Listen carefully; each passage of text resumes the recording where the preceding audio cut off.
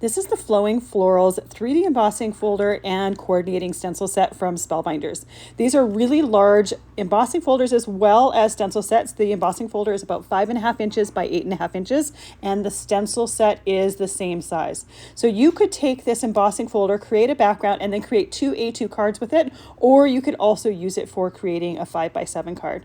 I embossed some hammer mill cardstock first, and then I used a sticky mat to hold my cardstock while lining up that stencil, and then I used some pieces of painter tape to create registration marks, just making the stencil line up a little bit easier.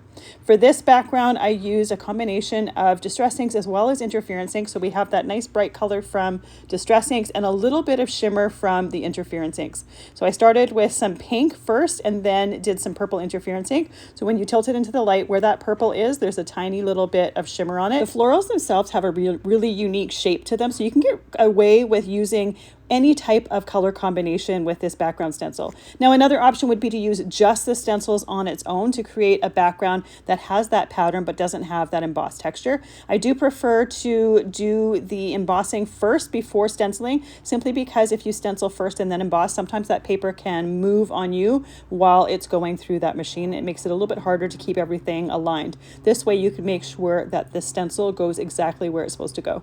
So for the greenery for this pattern, I did a combination of distress and interference inks as well. I also created a second background with some orange flowers with some pink interference ink. So again, you can see the difference between those two backgrounds and they create a fabulous look to them. I chose to create 5x7 cards with these. I used one background all on its own just as is, and for the second one I used the hummingbirds from the Hummingbird Garden embossing folder and stencil set. It's a great way to add just a little bit of extra detail and bring out more colors or bring in more colors. And then all you really need is a sentiment on these backgrounds. Fabulous embossing folder and stencil set, perfect for many backgrounds.